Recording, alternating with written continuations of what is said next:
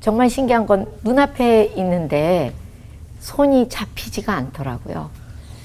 그런데 그 아이가 엄마, 내가 잘 있어요. 근데 엄마가 너무 슬퍼해서, 엄마가 너무 힘들어해서 내가 잘 있을 수가 없어요. 이렇게 얘기했어요.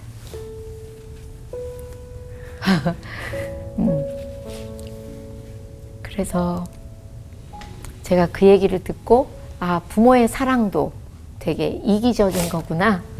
아이가 잘 있다는데 내가 만질 수 없고 볼 수 없고 걔에 대한 꿈을 꿀 수 없는 것만으로 이렇게 내가 매일 힘들어하는 거, 그래서 아이가 많이 힘들다는데 그런 이기적인 사랑은 안 되겠다. 그러면서 마음을 꽤 추스리게 되었어요. 첫날. 그 아드님의 상처가 있었다고 들었습니다. 어떤 일이 있었을까요? 네. 그 저희 남편이 담임 목사로 부임한 지 네. 만 한 달이 되지 않았을 때예요. 네. 남편은 첫 대신방 예. 날이었고, 제가 시어머님을 모시고 살았기 때문에 네. 어머님하고 점심을 먹으려고 예. 이제 어머님이 오늘은 떡 먹고 싶구나 그러셔서 떡을 꺼내서 이렇게 밥상을 차리고 있었는데, 예.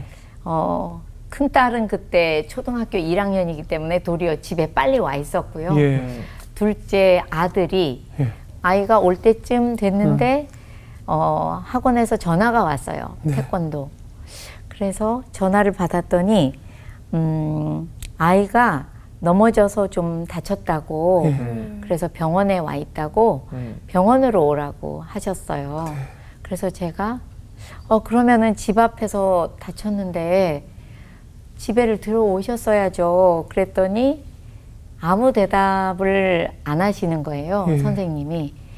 그래서 밥을 먹지 못하고 택시를 잡고 막 이제 그 병원을 갔죠. 예. 근데 가는데 제 마음이 그 직감이라고 해야 예, 될까요? 예, 예. 마음이 너무 어렵고 예. 힘이 들면서 이제 숨이 안 쉬어지더라고요. 그러면서 옆에 있는 큰딸아이 손을 잡으면서 예은아, 시은이가 아무 일 없을 거야. 네. 괜찮을 거야. 그러면서 병원에 도착을 해서 보니까 아이가 이렇게 응급실에 누워 있는 거예요. 예. 근데 아무것도 다친 곳이 없이 여기만 이렇게 살짝 긁힌 자국만 있고 아무렇지도 않은데 아이가 뇌사 상태라는 거예요. 근데 나중에 알고 보니까 그 학원의 그 기사분께서 그때 아마 그 학원에 오신 지 얼마 안 되시고 예. 그러면서 나중에 들어보니까 아이가 어디에 내렸는지 보지도 않으시고 그냥 쭉 뒤로 백을 하면서 아이를 치신 거고 그랬는데 제가 믿을 수가 없었어요. 네. 아이가 아직도 따뜻하고 예.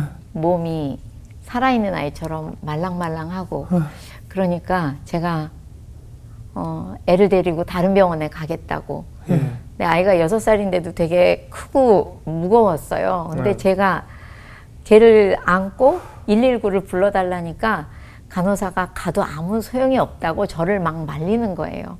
근데 제가 그 간호사님 팔을 얼마나 꽉 잡았는지 제 손톱이 그 사람 팔을 파고 들어간다는 게 그 와중에도 느껴지더라고요. 제발 날 놔달라고 119를 좀 불러달라고. 그래서 이제 더 큰 병원으로 갔죠. 갔는데 뭐 가자마자 아이 주사도 놓고 심폐소생술도 하고 별걸 다 하는데 역시 뇌사라는 거예요. 그래서 제가 정신을 차려보니까 그 사이에 벌써 한번 쓰러졌더라고요. 근데 그때는 이제 남편이 와 있었어요. 그래서 정말 너무 많이 울고 제가 뭘 했는지도 기억이 잘 안 나요, 지금도. 그 아이를 붙잡고 말을 사나이한테 말하듯이 계속 이야기시키고 그러다 보니까 남편이 장기 기증하자고. 그래서 제가 여보 애가 살아있는데 아직 따뜻한데 무슨 장기 기증을 해요. 그랬더니 지금 분명히 우리처럼 아이 잃어버릴 그런 상황의 사람들 많지 않겠냐고. 걔는 살려야 되지 않겠냐고. 얘는 가망이 없다는데. 그래서 제가 막 소리 질렀던 것 같아요. 그러면서 안 된다고 하다가 남편이 하도 옆에서 얘기를 하니까 저도 제가 왜 그랬는지 모르겠는데 사인을 했어요. 장기 기증 하겠다고. 그랬더니 그때 제가 미처 생각을 못한 거죠. 사인을 하니까 아이를 빨리 데려가야 한다면서 그렇죠. 데려갔어요. 네. 그래서 정말 아이를 데려가는 게 그렇게 빨리 데려갈 줄 알았으면 어쩌면 제가 장기 기증을 안 했을지도 모르겠다 생각을 하는데 그 아이를 데려가고 나니까 나중에 들은 얘기인데 너무 좀 늦어서 네. 장기 기증이 안 되고 안구 기증만 했다고 들었어요. 예. 그리고 남편하고 또 같이 오신 장로님하고 이제 병원을 벗어나서 나오는데 길가에 보니까 노란 개나리가 너무 흐드러지게 펴 있는 거예요. 네.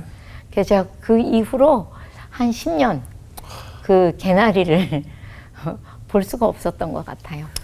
개나리길은 좀 돌아가고 이해가 됩니다. 야속하다 개나리가 또 피었네. 예, 이해가. 그랬던 것 같아요. 자식을 먼저 보내면 가슴에 묻는다고들 하는데 네. 저도 지금 이제 뭐 7살, 3살 어린 딸들이 있다 보니까 네. 어떤 마음이었을지 네.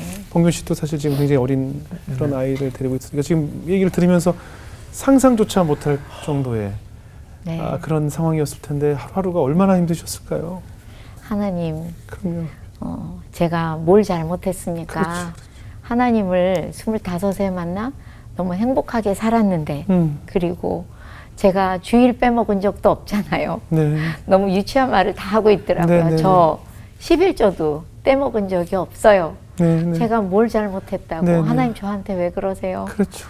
매일 소리 지르고 원망했던 것 같고요. 이제 아이를 부르다가 꺽꺽 하다가 이렇게 탁 넘어가면서 이제 하루에도 몇십 번씩 기절을 하고 또 깨어나면 다시 울다가 또 넘어가고. 그러니까 이제 저는 제가 어떻게 지냈는지 정확하게 잘 모르는 것 같고요. 그렇죠. 남편을 어쩌다 이렇게 보면 저녁마다 네. 낮에 일을 하고 들어와서 예. 이렇게 베란다에 있는 아이 장난감을 네. 이렇게 바라보면서 서 있는 뒷모습이 집에 불이 다 꺼져 있는데 그렇게 그림자만 남편 그림자만 거기 늘 서 있었어요. 때로는 이제 들어가서 아이 장난감 만지면서 아이 이름도 부르고. 그런데 나중에 들어보니까 이제 남편이 제가 잠이 들었다 깨면 아주 항상 반사적으로 탱 하고 일어나서 시은아 그러면서 문을 확 열고 나간대요. 그러니까 전 사실 기억이 많지 않아요. 그러다 보니까 이제 엄마도 따라갈까 봐 남편이 거기 늘 서 있었다고 하더라고요. 근데 정말 그렇게 제가 누워서만 산 지 한 2달, 3달쯤 지났을 때 교회에서 목사님, 아니 장로님들께서 오셨어요. 그래서 장로님들께서 저는 방에 누워 있고요. 일어나는 일이 없었어요. 방에 누워 있고 남편한테 목사님 저러다가 사모님 어떻게 될 것 같다고 한 6개월이든 아니면 한 1년이든 좀 외국에 나가서 좀 쉬다가 오시면 좋을 것 같다고 말씀하시는 걸 제가 방에서 누워서 들었어요. 근데 그 말씀을 딱 듣는 순간에 아 내가 사모구나. 맞아 우리 여기 온 지 얼마 되지도 않았지. 그런데 남편이 강대상을 비우고 어디를 간다고? 아 그건 말이 안 되지. 그러면서 제가 정말 귀신 형상을 하고 벌떡 일어나서 장로님들께 갔어요. 그래서 장로님 제가 정신을 차릴게요. 저만 정신 차리면 아마 남편은 목사님은 잘 할 겁니다. 네. 그랬더니 지금도 기억나는 게 남편이 정말 괜찮냐고 몇 번이나 음. 물으셨어요. 그래서 정말 괜찮다고 잘 할 거라고 그렇게 이야기하고 장로님들 돌아가신 다음에 둘이서 이야기하고 그 다음 주부터 교회에 특별 새벽 기도를 시작하게 되었어요. 아휴, 말 상상만 해도. 너무 담담하게 말씀하셔서 더 슬픈 것 같은데. 네. 정말 상상할 수 없을 정도로 힘드셨을 텐데 네. 또 그런 시간을 다 겪어내고 조금은 괜찮아지셨어요. 새벽기도도 다니시고 해서. 네, 시간이 걸렸지만 네. 제가 새벽 기도를 특별 새벽 기도를 나간 첫날 환상을 봤어요. 아이가 하늘나라에 갔을 때 입었던 옷을 입고 예. 제 앞에 나타났어요. 그러면서 걔 목소리가 아니더라고요. 예. 약간 여자아이 목소리 비슷하게 예. 영롱하고 꼭 하늘에서 들리는 것 같은 목소리로 엄마 이렇게 부르는 거예요. 그 제가 너무 놀라서 보니까 앞에 아이가 있는 거예요. 너무 가까이. 그래서 제가 저도 모르게 그 통통한 손을 잡아보고 싶어서 얼른 손을 내밀었는데 정말 신기한 건 눈앞에 있는데 손이 잡히지가 않더라고요. 그런데 그 아이가 엄마 내가 잘 있어요. 근데 엄마가 너무 슬퍼해서 엄마가 너무 힘들어해서 내가 잘 있을 수가 없어요. 이렇게 얘기했어요.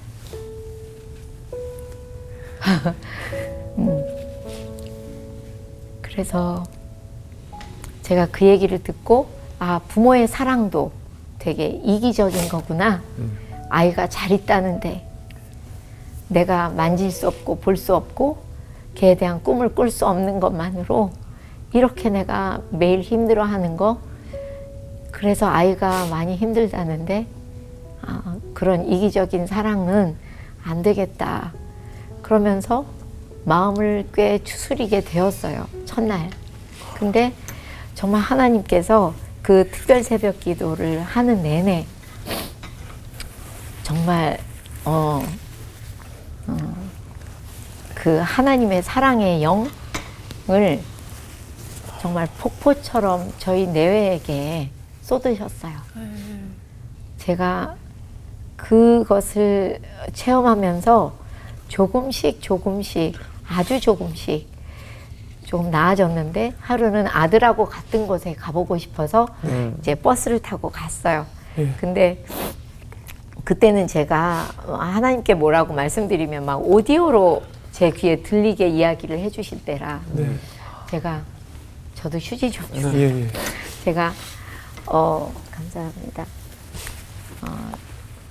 버스를 타고 가면서 하나님께 하나님 이제 알겠어요. 그러니까 한 영혼이 천하보다 귀하다는 말씀 그 말씀을 제가 머리로만 알았는데 이제 제 가슴으로 온 몸으로 알게 됐습니다. 그리고 하나님이 당신의 아들을 주신 그 사랑이 어떤 건지 이제 제가 알았습니다. 그런데 문제는 제가 사모잖아요. 그런데 이렇게 매일 가슴이 찢어지게 아프고 슬퍼서 어떻게 제가 사모 역할을 하겠습니까? 그렇게 하나님께 막 이야기하고 있었어요. 그랬더니 하나님께서 인경아 너 마음이 많이 아프니? 네, 너무 많이 아파요. 그렇지, 마음이 너무 아프지?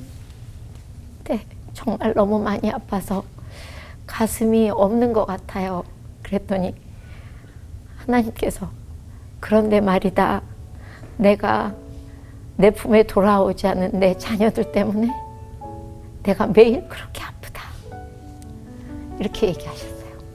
근데 제가 신기한 건 그 말씀을 딱 듣고 다시는 울지 않았어요. 정확히 말하면 눈물이 안 나왔어요. 옛날에 그 조교를 하면서 캠퍼스 사역을 한 6년 동안 한 적이 있는데 그 6년 동안 그렇게 영혼들을 위해서 전도하고 양육하고 그렇게 할 때도 이렇게 돌아오지 않은 영혼에 대해서 하나님이 그만큼 아프신지를 그날 처음 알게 된 거죠.